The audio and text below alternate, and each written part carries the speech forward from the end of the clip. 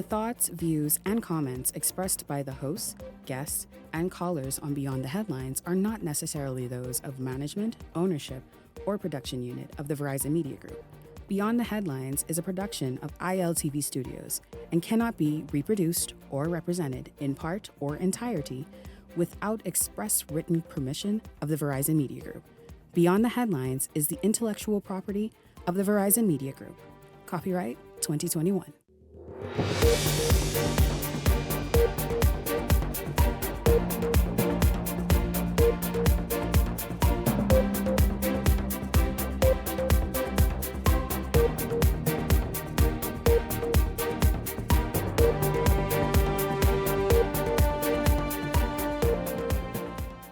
Coming up tonight, a fight on the campus of Doris Johnson Senior High School looks like the wild, wild west. We have the video for you. Also tonight, the Coalition of Independence leader Lincoln Bain says if the COI is elected, he will give cabinet positions to union leaders.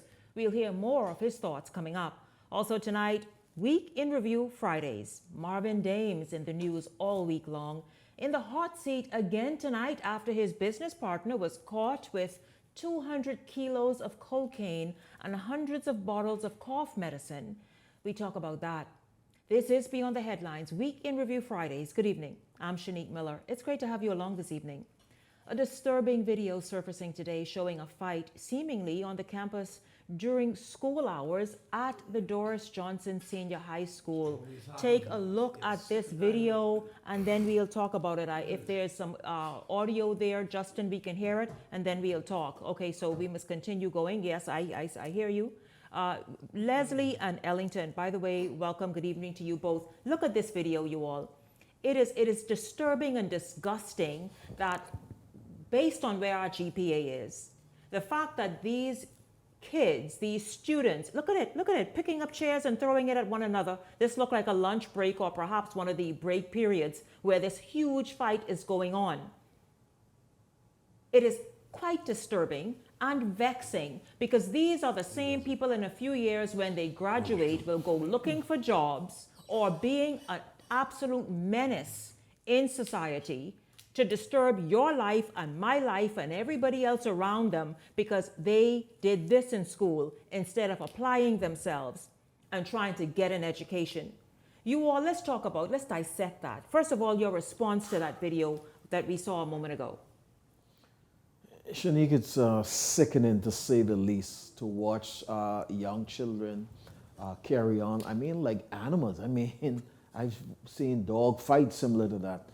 It's ridiculous.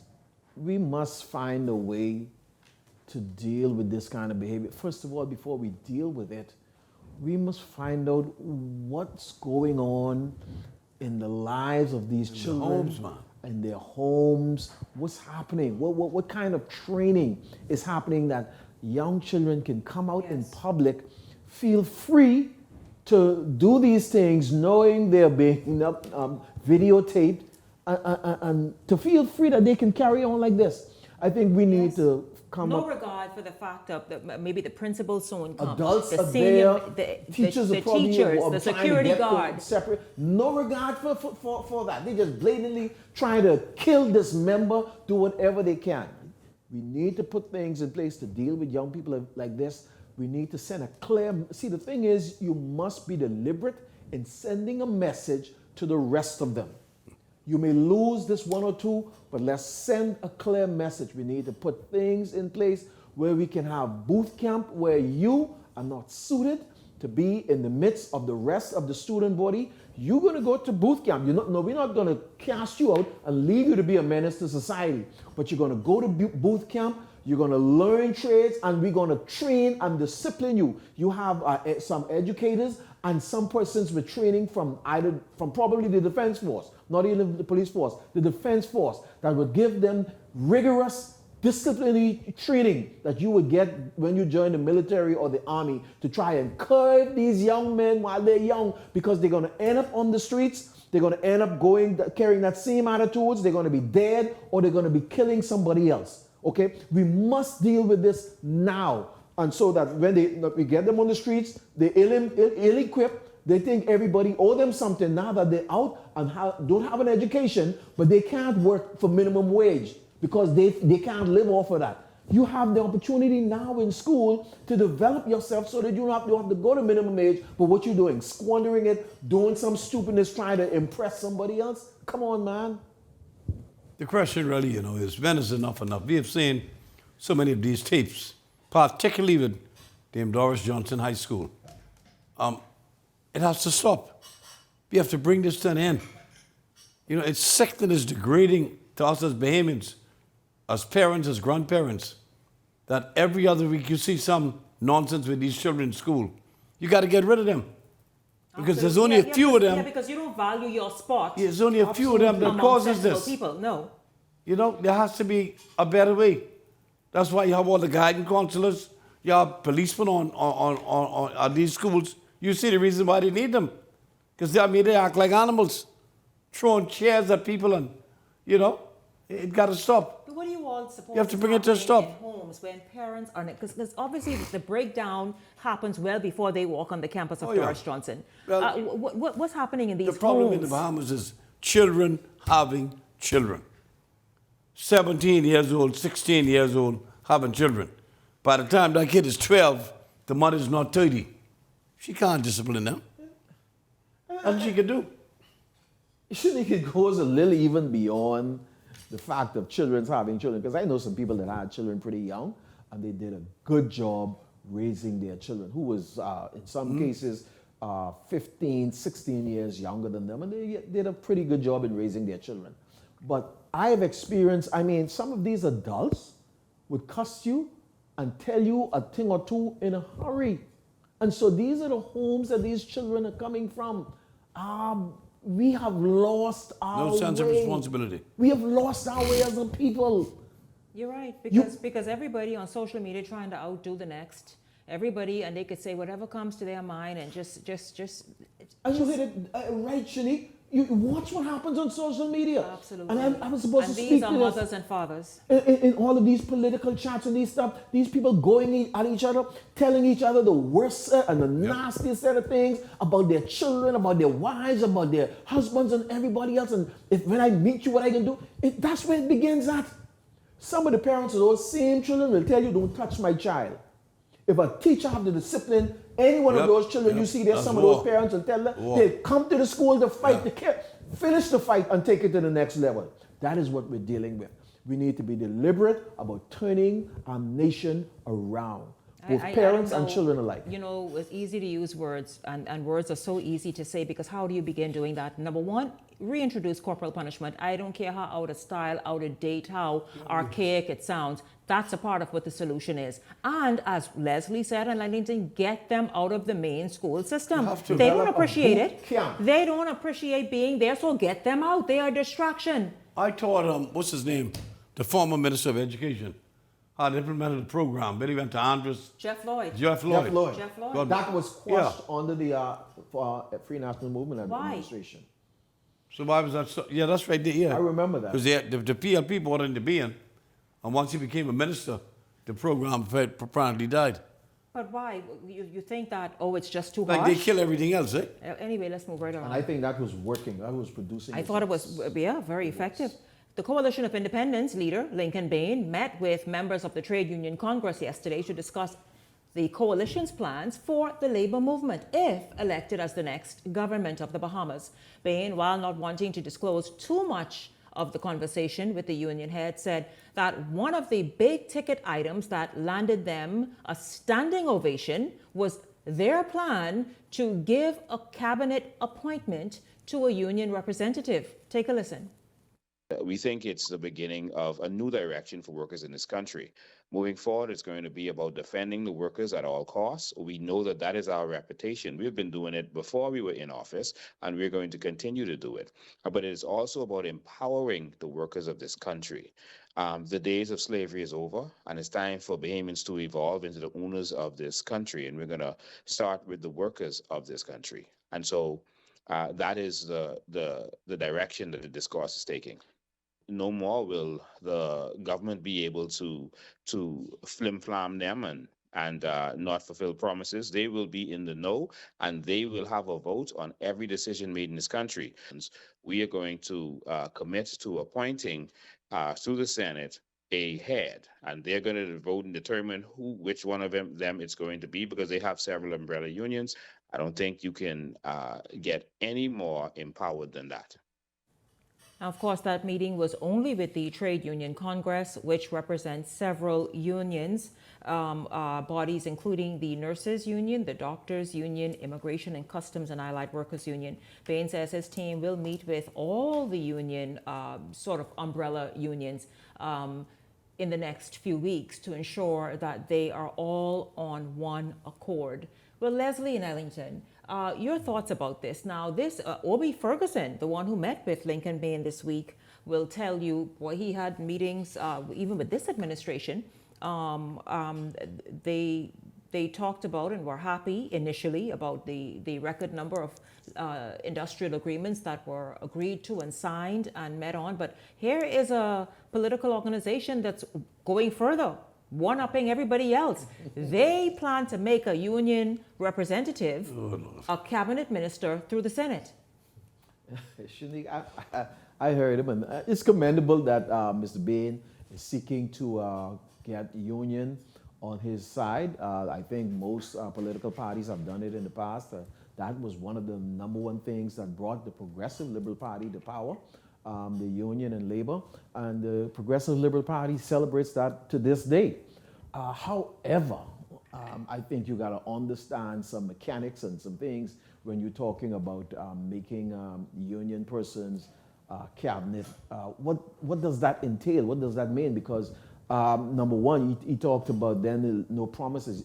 Union negotiation with government is not based on promises. It's basically based on negotiating for the best deal that they can get for their workers. That means then that rather than stenching whatever when the union send their first draft, you sign off. You don't try to negotiate because you got them now in your cabinet. Additionally, when you put a union member in your cabinet, a cabinet minister, unless he is, as long as he's in the cabinet, he is with the government. Now, when you have to start to go against cabinet, then you cannot be a cabinet minister. You should not be a cabinet minister. You should tender your resignation. Is that going to quiet the union, or that they cannot speak now that they're a part of the cabinet, or what does that? That has a lot of intricacies involved in it, and I'm not sure that is well thought of. Why are you wasting so much time with a guy who's headed to the twilight zone? When the hell is Lincoln Bain ever going to get to Parliament? When is he ever going to form a government? Not in our lifetime or the next. So why waste time on these people? Go pay the woman the damn money. Do something meaningful, man, and get lost. I go door to door. I was out last night the whole week. Your name was never mentioned, not once. And I brought it up. I said, Lincoln, no? There was some people that get time to waste, you know. Bahamians are now getting serious about the political process. They're not going to waste time. Your group combined will not get 5,000 votes in the Commonwealth of the Bahamas. And I can put up $1,000 next week for you to get the woman the first 1,000 and happen to pay her money back, please. So stop it, man. And these union leaders, who could believe such foolishness? You all should get on that same flight to go to the twilight zone, all y'all. Zipper. Leslie, get ready. Leslie, you give me a headache, man. I love your bets, you know, because remember, Leslie. Yeah, you said to take it all by money. I did. I will take your money. That's what I want to do. Take your money, because you won this bet in the by-election of Grand Bahama. Yes. And we won. Who won? Us. I won the bet. He won the bet. I remember. He had to pay me. Yes, you had to pay out. You had to pay out. Leslie, because I think your bet was they wouldn't get 1,000. Okay, you started. They wouldn't get 300. I think he said 1,000. I don't remember it. All I know, Leslie, you said 5,000. Okay, Leslie. Okay, I'll have your money on this guy headed for the twilight zone, man, please. But listen, so that's something quite interesting to think about and to keep in mind. I mean, there you have one political organization saying, listen, we will go one step further. And what political organization? The union. Why y'all doing this? You got to get in Parliament first. How the hell you form a cabinet without being... What world y'all live in? I mean, come on, man. They have one seat, you know. Where? That's what they don't seem to get. Bahama. Yeah, but they got it through the F&M, not through the the CIA. What the hell? Let's see. Whatever. Maybe the rest may come to the freelancer movement. This is Week in Review Fridays. We are back right after this. Stay close.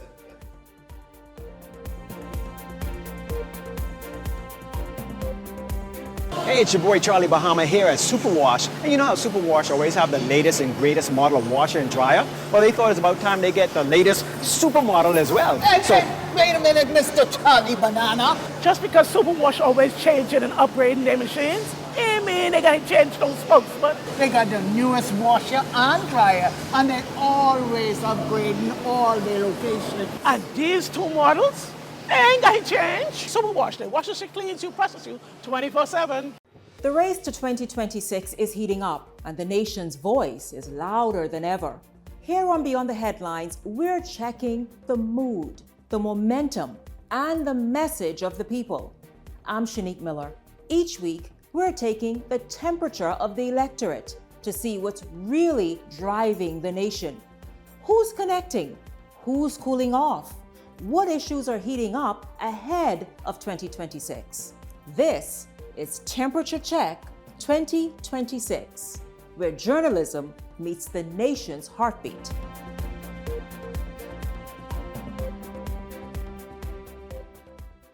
Hey, it's time to lock in your vote. Your vote is your power. With the new boundaries in place, you may need to transfer or confirm your voter registration. And if you have never registered or didn't plan to vote, don't get left out on one of the most important decisions of your future. Make sure when election day comes, you're ready to say, your say, your vote, your choice.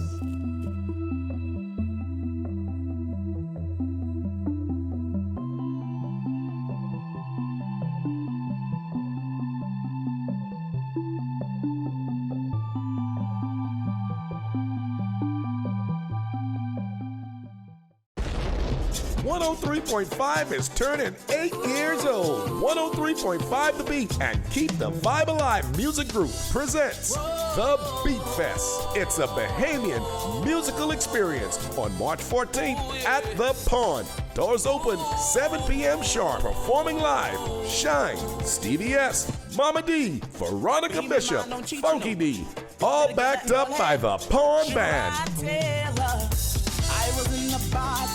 Hosted by Joe Cools, 1K Gaza, and Jess Mo. Music by 103.5 The Beat DJ. Tickets available now at all Beauty Shack locations. General admission, 30. VIP, 75. Get your tickets early. Spots are limited. Sponsored by Mazzari International, The Plug, and The Beauty Shack. And of course, 103.5 The Beat. This segment is brought to you by EV Motors Fleet Sales Division. For 2026 commercial vehicles, call 821-2403 today.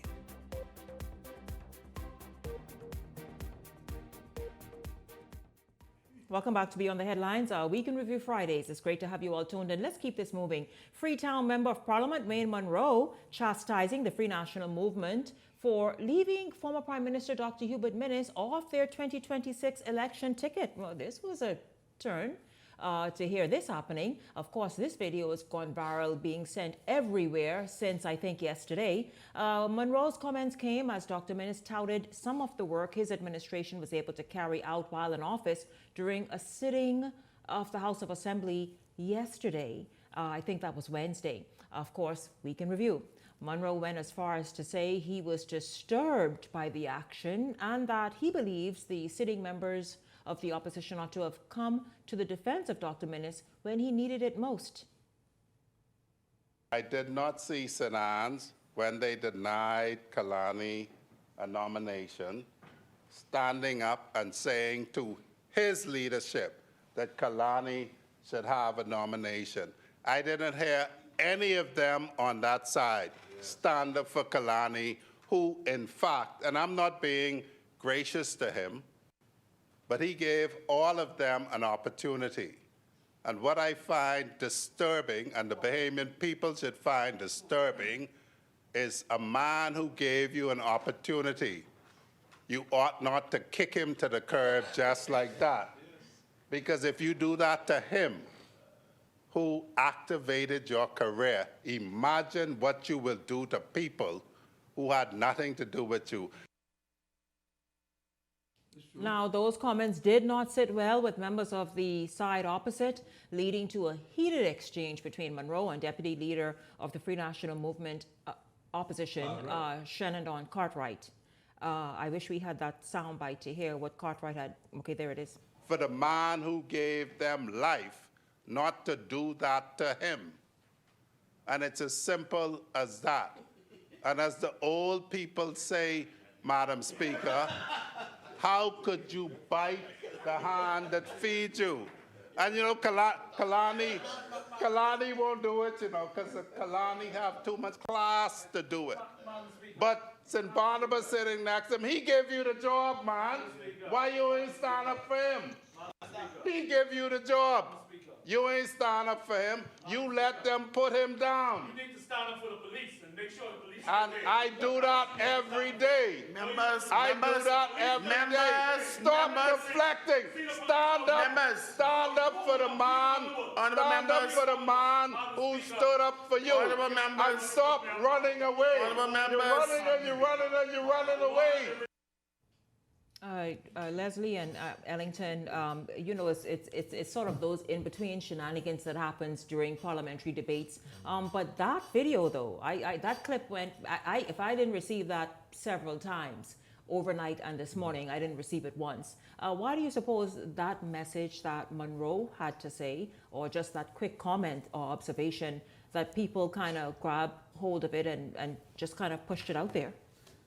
The saga between the Free National Movement and Dr. Minnis will not just go away easy. It's a living saga. As long as Dr. Minnis is in the limelight, as long as the Free National Movement exists, and we're going into a general election, that will continue to remain. I think Wayne Monroe called the Free National Movement out on it. Shenandoah tried to speak to it. And it is an interesting set of situations that Mr. Monroe threw out there.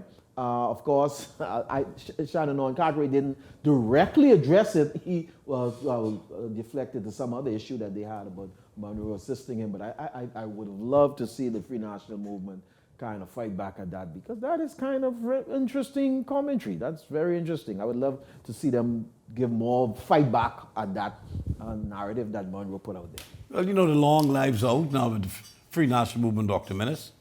And once he accepts that position that he's an independent candidate, they're going to try to slaughter him. Even the men that he appointed and women to his cabinet don't want to part him, because why? They stand a chance, they believe, to getting something done and perhaps winning the government. And they see him as an impediment to their flight to try to get something. And that's just show you how difficult these guys could be to someone who has put them at a major step in the country. They would mash him up. You know, they just hate him. You know, if they hate him that much, what do you think with the average fellow who can't fight back? They'll slaughter us. That's why I tell you I'm scared for my cousin. Now, come on now. The organization, which is the FNM, and I'm not a spokesperson, I'm just saying their thing is, listen, hold on. Dr. Minnis, of course, we know he's a formidable member of parliament, very well liked, highly visible, working hard, all that. So they see that as, why would we do anything, especially at this moment, as the election is so near, for somebody who really truly can be a distraction for where we want to go. This is what they're thinking. They don't want to hear from the competent authority. Shanique, I don't see where a Dr. Minnis as a member of parliament could have distracted. I think the Free National Movement already demonstrated with their leadership bid. Minister Michael Pintard convincingly won. He was the leader. I think a former prime minister that wants to continue on to his membership, he's very popular in his community. I think he should have been allowed to run as a member of parliament, even if he did not want to be involved in the day-to-day operation of whatever the workings of the party was. If he distanced himself, I think he should have been allowed that. He should have been allowed that courtesy, and the Free National Movement today would have been in a better place to challenge the Progressive Liberal Party going into this general election. All of these unnecessary other fights you would not have had. That fight that you fight, Dr. Minnis in Kalani, has sparked fires across the constituencies of the Bahamas, as it relates to supporters of Dr. Minister. And then, You know- so now it creates an ongoing saga that will never end. The problem is- Look, if I can understand if, well, I can let you go now, I can understand if persons like the Reese Chipman, the Vaughn Miller, the Michael Pine, and those who were arguing and who were stating their dissent, their disagreement in the party, I can understand that. But these other persons, they acted like all was hunky-dory. I mean, hey. Listen, whenever you have a general election and the leader loses the election, he normally demits his post and he allows others to take over. I think it'd be beneath the dignity of the office of the Prime Minister, and really, as humble as I could get, that you would have been to the mountaintop. You had the privilege of running a country called the Bahamas. I don't know why you'd want to go back in that forum in a position where you have no power as an independent, no say. You can speak on behalf of your constituents. You don't get much. Why would you want to take the beating that they're going to put on you for what they perceive you would have done to them, even though you made them cabinet members? He's in a difficult place. I don't know what's going to happen, but that's their problem. Maybe he's committed to serving his constituency. He think loves so, his too. constituency. I They think loves him, and he's committed to them, and he's prepared to serve them for at least another term. Maybe that's it. Maybe he doesn't need to be prime minister. That's a noble thought. That's a noble thought. Well, listen, you all. I want to say today. We talked about it last night, and so I want to say as a follow-up this evening that the employees of the Grand Lucaya, you know, there's been some sort of standoff for a minute now with them receiving their pay. And they got the money? Yes, today. They It's got happening. it. They got it today. I think that's just some good news to kind of insert in there as we go to another story that was trending all week from Grand Bahama as well, and that is the 30-year-old attorney. Well, sort of. The man who was dressed as a woman, who presented himself as a lawyer. And had clients and everything else. I don't know if he ever made it into an actual courtroom in Grand Bahama, but certainly this man presented himself as an attorney. Justin, we have that photograph. You know, you all couldn't. Not the woman you meant. He presented himself as a woman, then as a man, then as a woman again, with lashes and brows and high heels and it's Grand Bahama. Guys is watching much TV, man. I just want to know what was going on. That's all I want to know. What was going on? And that's all. That's all.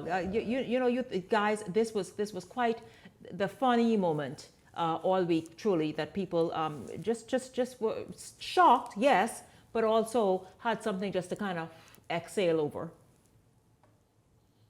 Look at them have nothing to say. Okay. Oh, I thought you were showing the SOT. Oh, I am just thinking, I mean, There's no SOT. I told Justin to put that video. I am actually in this moment. Dating has become difficult. There's the gentleman. There's the gentleman. Hey, look too bad. Leslie, see, you get caught up. Leslie, you can get tricked. Leslie, you have gotten fooled before. Now, my question is, how many guys she tried to sleep with? Well, that's what to Glenroy take their said. money? That's what Glenroy said. Glenroy That's said. the question.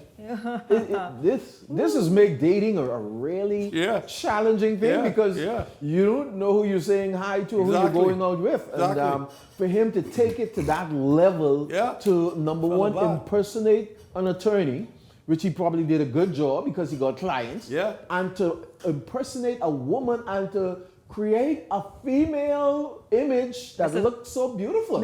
A beautiful looking young lady. I mean, if you want to call it that. Yeah. It's amazing. AI and these kind of stuff scared me. Listen to me. Stay single. That's it. Yeah, I think so. Or stay home. You know what I mean? That reminds me of when I was in college. And we were in Chicago one time, in Michigan, Cobo Arena for the NC2A indoors. We had this guy named Jackson, one of the fastest men in the world back then. And we heard this commotion. We went to this club. And the guys warned us, saying, now listen, once you meet in that club, it ain't gonna be what you think. Nice. Leave it there. But really look good, right? You dancing with them when you're hugging and they squeeze in your tight. Smooching it here and there. When we look back, we have a damn fight in that room. They was killing each other, police came. The fella want to know who could be who. So you imagine this guy in Imagine what he used to do. He's a woman one night, he's a man the next night. And he was able to get away with it. I think maybe 4 years. I'm going to tell you something, Shanique. Yeah, A friend of mine. I think Glenroy said they should have charged him as the man he is and as the woman he was trying to be. They should have charged him on 2 separate accounts and to serve concurrent sentences. Yes, that's Shanique, that is so prevalent. A lady friend of mine called me and she said, in the Bahamas? She's right here in Nassau. She said, Fuegi, look here. And she saw me and said, wow, these are some beautiful ladies. And she burst out laughing at me. These are ladies, these are not pictures from the internet. These are local Bahamian young women. Men. Wow, men. Dang. And I'm saying these are beautiful ladies, and she laughed at me. She said, those are all men. And they're moving around here every day. Dressed as women. Dressed like women, look like women, look like something you want to take on your arms to go out to dinner at night. Fellas, be careful. I ain't dating no more.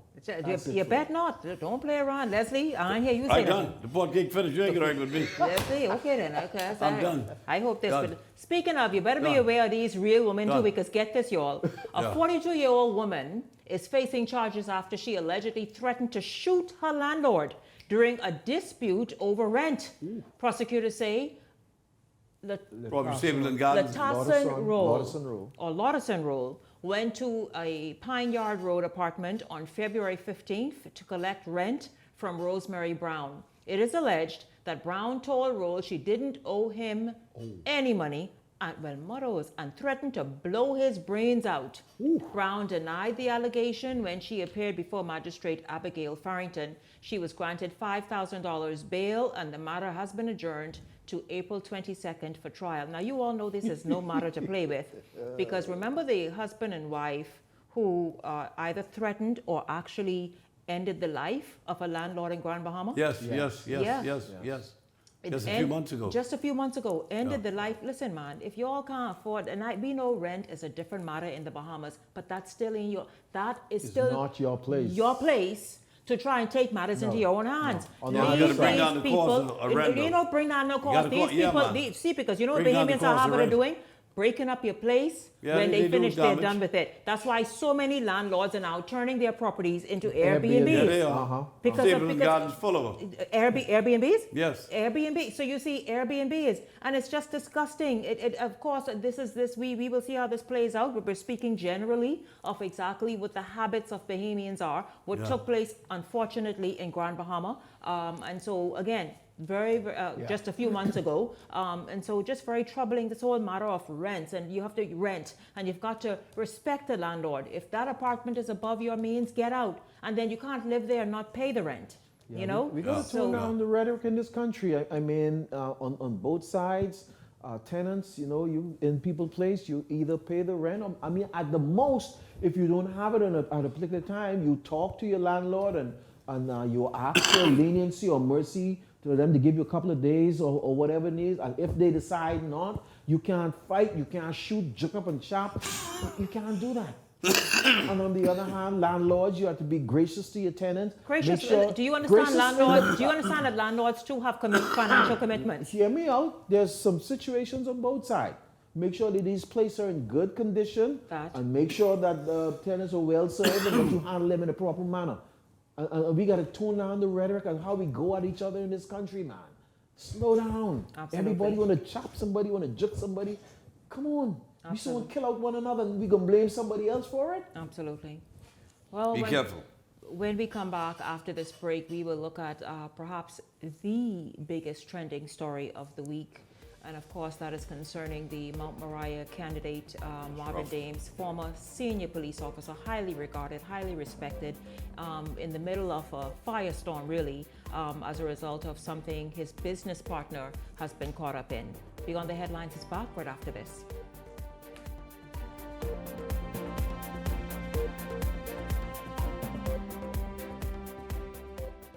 The Fox Foundation proudly presents the keynote speaker for the 3rd Annual Women's Entrepreneurship Initiative, this March 19th at 7 p.m. at the beautiful Bahama Resort. Get ready to be inspired by Randy Zuckerberg, tech innovator and the creator of Facebook Live. She revolutionized real-time digital engagement, empowering individuals and brands to broadcast instantly to global audiences. And now she brings that innovation and insight to the Fox Foundation's 3rd Annual Women's Entrepreneurship Initiative, March 19th at 7 p.m. at the Bahama Resort. Under this year's theme, Give to Gain, join us for a night designed to inspire growth, spark opportunity, and strengthen the future of women in business. Okay guys, this is what we doing today. We training for the bounce back. This a 150K payday. Y'all ready? Yes. Y'all sweating today. Give me a 2 ball. 10. Give me another 2 ball. 15. You spin, right? It don't look so. It's 10K. Name these games after me. Food Dragon. Food Dragon. Cinema Classic. Cinema Classic. Yeah. Put that parlay in. Put that in. You know, Jalen Brunson disappointed us last time. You want to walk for this or you want to run for this? Good pace. Good pace. Not too much water. Put it down. Let's go. It's the Bounce Back 150K payday. Big wins for 10 weeks straight. 15K every week. 10K to a lucky winner. Visit islandluck.com for more info. Island Luck. Winners live here.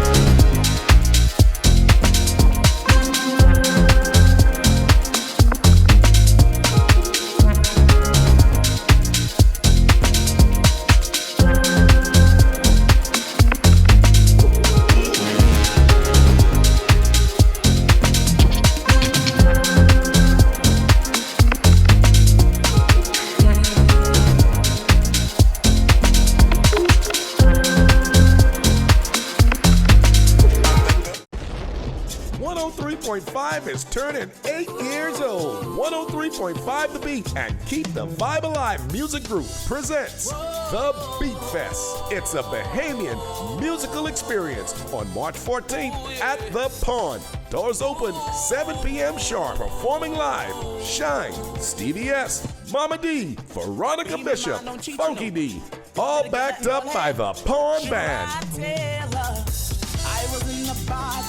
Hosted by Joe Cools, 1K Gaza, and Jess Mo. Music by 103.5 The Beat DJ. Tickets available now at all Beauty Shack locations. General admission, 30.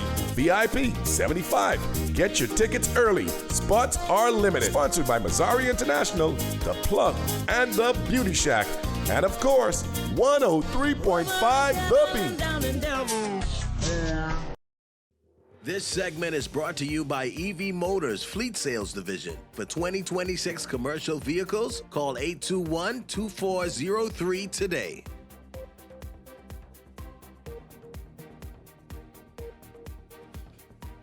Welcome back to Beyond the Headlines. It's Weekend Review Fridays. We're looking, of course, at the stories that made headlines this week, a lot of which had and still has or have many of you talking, discussing, paying attention to, giving your own opinion and spin to. But here we just try to stay in the middle and present the story as it's presented to us. And that is the story of former Minister of National Security, Marvin Dames, being caught up in a firestorm. You all have seen the headlines. You've seen any number of variations of the story. But really, the story is that his business partner, as he is put out and said, has been caught up breaking the law in the United States as it relates to drug trafficking, I think it would be called, drug trafficking, drug smuggling.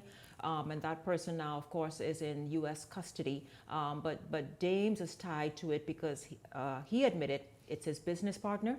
And also it's been discovered that the boat that the gentleman was using to transport his business is registered to Marvin Dames. And so he's really caught up in a whole lot. And people have any number of ideas and opinions as to what should happen next.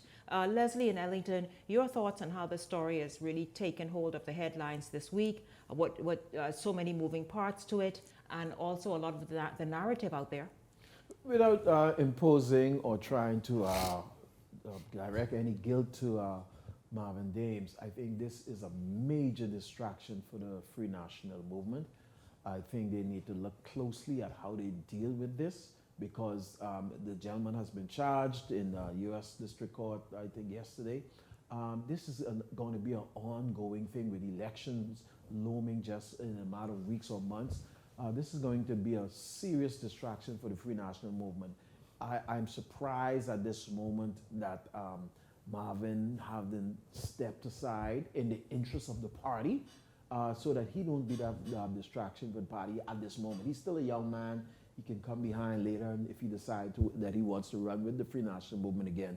But I think right now with a general election looming so close, Marvin should step aside while this is dealt with because this is very close. Not only is this his business partner, but the boat is specific Marvin's boat. And so this is a very, very serious matter. We don't know what direction this case is going to take, what the investigations are going to unravel. And I don't think the Free National Movement should be trying to go into March in the general election with this monkey on their back. This is the most unfortunate situation that has occurred in our country by way of bringing drugs through the Bahamas. And I think the boldness and veracity of the gentleman who got caught, he's likely to serve life in prison, the Guardian indicated this morning. You know, it's unfortunate that a former minister in the government, and a very senior minister who's responsible for the defense of our country, would have gotten caught up in such a situation. The first question you ask yourself, why would he be associated with someone of this caliber? I mean, he's a decent human being. I love him. And he has a family that has to be dealt with, I think. Mr. Ingram is going to have to be the one to make this call because I see Mr. Ingram as the conscience of the Free National Movement. No, he will step to the plate as the titular head of a party that he brought into power back in 1992. He would be very forceful in saying that the right thing is done. I think at this junction, the only right thing is really to have him not to participate in the upcoming general elections. It's not going to be a good thing for the party. It's going to be a stress, very strain on his family. He really should sit this one out. That's my humble opinion. But I respect him as a man and consider him to be a friend. I really do. Yeah, absolutely. Serious questions tonight over how fraudsters are managing to get their hands on Bahamian passports. With public confidence on the line as it relates to this and officials facing even more scrutiny, the Department of Immigration says it is now moving aggressively to close gaps and strengthen oversight. We get the story from Jose Etienne.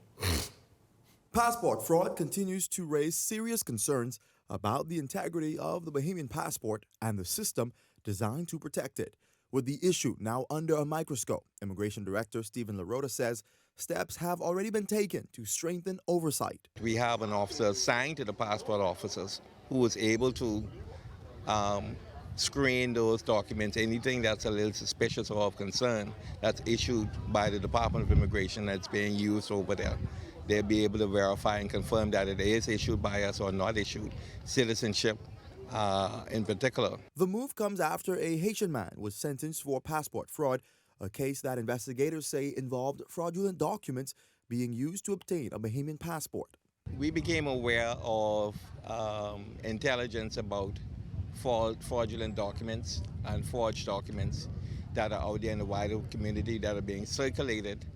And in some cases, we are aware that documents purported to be from the Department of Immigration is finding its way in the hands of some unscrupulous people.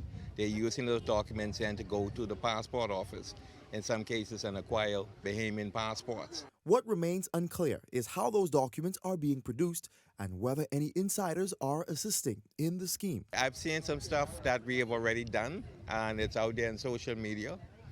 We've had dismissals that have not made social media, and we have a number of ongoing investigations regarding to allegations made against some of our people. Not a lot, a handful, and we're actively investigating those matters. And those matters have to do with passport fraud? Those matters have to do with fraud in general, so it may include passports. Larota, who has been at the helm for 7 months, says he's taking a zero-tolerance approach to any form of corruption within the department. Where I find that there's malfeasance taking place, we do our proper investigations and we do what we have to do, whether it's taken before the courts or dismissal. The law is not oblivious, and we are not accepting anybody in this organization doing anything that's untoward. As the investigations continue, the broader issue here remains safeguarding the credibility of a document that represents national identity and security. Jose Etienne, Eyewitness News. Well, you all heard there. I mean, this is the first time we've heard the Director of Immigration speak out, and necessarily so. We've been waiting to hear from him to say something, because truly the Chief Passport Officer has been the only one really talking and vocal out there, talking about the stopgap measures the Passport Office has in place to detect fraud and the various security measures. But you all heard him say a moment ago that there have been dismissals from his department for persons found to be, I guess, committing fraud or somehow facilitating this action. Your thoughts, gentlemen? Shanique, the reporter, talked and asked him about documents that are circulating out there from the department. And he talked about there has been dismissal. There are those documents that they've been seeing. And I'm hoping that dismissal is just his statement of the initial process of it, because I believe we need to do two things. This is our national document. This is our national ID. This has us in a situation now where people with these documents have traveled to other countries and now giving us a bad name. A lot of these people may end up back on our shores as criminals. And so we need to, number one, I think our legislators need to look more seriously at this document, and whatever the fines are, I think we need to strengthen them. Whatever the penalties are, need to be strengthened. No one need to be dismissed who is found to be involved in these illegal documents from the passport office or immigration dismissal. Listen, I would speak up for the passport office.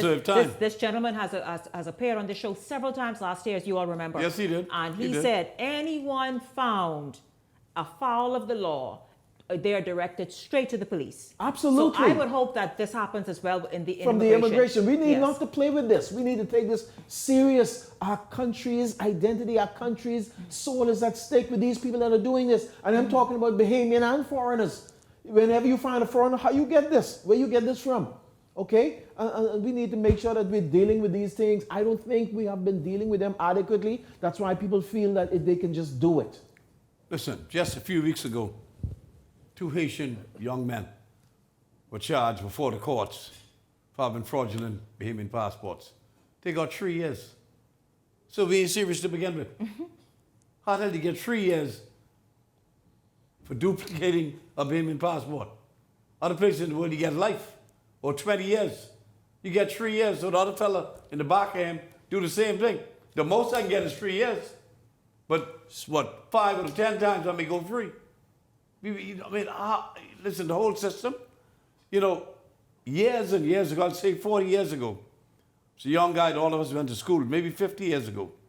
He was caught with issuing a false document. And he never recovered that because it was such a disastrous and sinful thing in our mind as young people that one of our Bahamians could have done that. Today, you didn't even hear about it. Just like the gentleman said, he said some have been dismissed. We don't know who the hell they are, but they are among us. You think if they did it then, do you know the system is doing it now? Absolutely. Come on, man, the public has the right to know. Unless we get serious. That's right. But protecting what is ours, they're going to take it from us. So let me say, if you don't want to fight for your country, you don't deserve it. We got to step to the plate and fight. Absolutely. And those who contravene our laws to that extent should get a minimum of 10-year sentence. The lady in Freeport, 3 ladies and a guy was providing these same things to someone in Florida, this pastor. Yes. They get, 6 months? I wouldn't even talk about it. Yeah, we have got to show that we are serious. First of all, they shouldn't be getting citizenship. You should put a stake on citizenship. Yes. And give residency. Why can't you do it? Somebody please explain. Citizenship. Why can't it happen? Stop giving out citizenship. Like it's done on cheap corn feed. Okay? Stop it.